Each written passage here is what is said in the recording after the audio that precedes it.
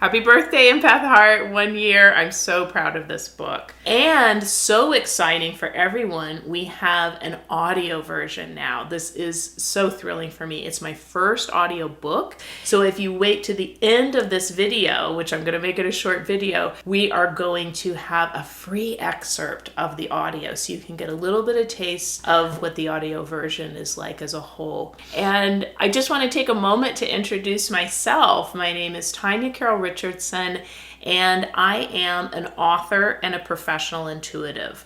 I'm the author of 9 nonfiction books, including the book that we're going to be talking about today, Empath Heart, which is right here. It's a lovely book. I have done thousands of one-on-one readings with empath clients all over the world, which was the inspiration for my first books about empath self-care for empaths. And after I wrote that book, I really felt like I had more to say, because empaths, people who are sensitive, they feel the energy and emotions of other people in their own system, are hyper-perceptive. They're just picking up on so much around them, feeling it so intimately in their own system, and even sometimes, sensitive to physical stimuli, like the noise in the room or the lights or this kind of thing.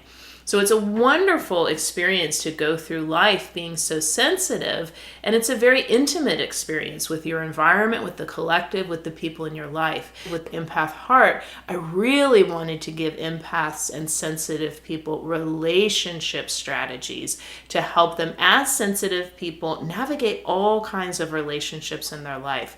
This could be with romantic partners, children, friends and family of any kind, colleagues. It can be your relationship with the collective, which is, even that relationship can be very intimate for empaths. This isn't just about protecting your empath heart. This is also about nourishing it and opening it up so that you can experience your relationships more fully and more enjoyably. And the book is packed with stuff. That's how I want it to be. So there are so many exercises in here. There's so many quizzes and mantras, lots of fun stuff that you can really make actionable right away. There's also just a lot of great information. So that audiobook, it's a little bit long because there's a lot packed into this book, which is wonderful. If you're a sensitive person or an empath and you want to take this long, great workshop on how do I better navigate my relationships of all kinds, this is that intensive workshop that you can take. But I will give you just the chapter titles, which again will give you a flavor of kind of what this is all about. The first chapter is Assertiveness for Empaths. Chapter 2 is Protecting Your Empath Heart. Chapter 3 is Understanding Your Intuitive Heart, so helping you better understand your intuition, as I'm a professional intuitive. Chapter 4 is Nurturing Your Relationships. So again, this isn't just about protecting yourself and being assertive. It is about that. It's also about how do I nurture and get the most out of those intimate relationships I love. Chapter 5 is Your Empath Heart and Your Relationship with the World. So that's information about you and the collective. And those are the chapter titles, so it gives you just a little bit of a taste of the themes, and there's so much info in here. Thank you so much for being here with me on my book birthday. I'm going to go eat that cupcake. I don't eat a lot of sweets, but I'm going to treat myself to that. And I hope you treat yourself to the free audio excerpt from Empath Heart. Take a listen. Assertiveness. Confidently and straightforwardly communicating your needs and desires to others can be challenging for empaths. Sensitive empaths can be as strong and self-assured as anyone, yet empaths can also feel what others want and need so easily that it can make an empath shy away from expressing their own wants and needs honestly and directly. What if an empath's wants or needs are the opposite of what their partner or manager wants and needs? That's always a tough situation, but for an empath, it can be doubly so. Because empaths feel the energies and emotions of others easily and intimately in their own systems, voicing an agenda contradictory to someone else's means an empath might very well feel the other person's sadness, anger, frustration, disappointment, or simple displeasure in their own system. It doesn't matter if the exchange is in person, on the phone, or via text and email. Empaths are easily able to pick up on energy, no matter how it travels. Empaths can even anticipate feeling how someone else will react before they've voiced any of their own feelings or desires.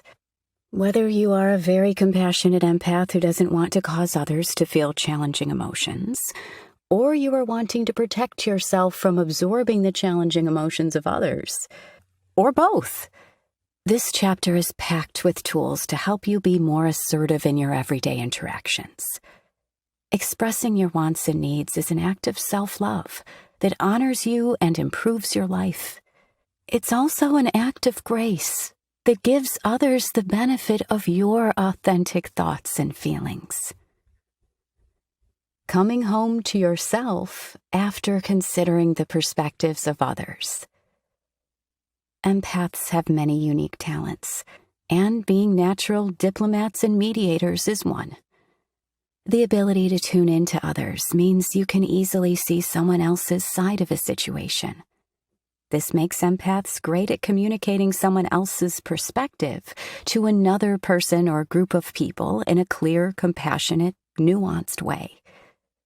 An empath can read others with opposing views and communicate diplomatically in a way that might better land with others instead of alienating them. An empath's naturally strong intuitive system may give them information in thoughts, mental downloads, and strong knowings, hearing actual words and sentences in their mind, seeing mental images and pictures in their mind, or having strong feelings, gut instincts, and physical sensations about other people's perspectives. We'll be discussing your intuitive system throughout the book, and how you personally receive guidance in depth later. With all that great intuitive information coming in, it's important to stay in touch with your own perspective. Anchoring into your own perspective helps you stay true to yourself in business negotiations, family dramas, and decisions both big and small that involve considering the desires of others. In my experience with empath clients, empath friends, and family members, and in my own life, empaths can often look back and realize that they didn't argue or defend their point or perspective enough in important situations in their personal and professional lives. They went along with what others wanted because their own wants and needs got lost in the mix, even to themselves. Failing to honor your own perspective is not only harmful to the empath, it robs others of any benefit an empath's perspective would have brought to the situation. Your perspective might have been the healing medicine that a financial, health, or other type of situation required.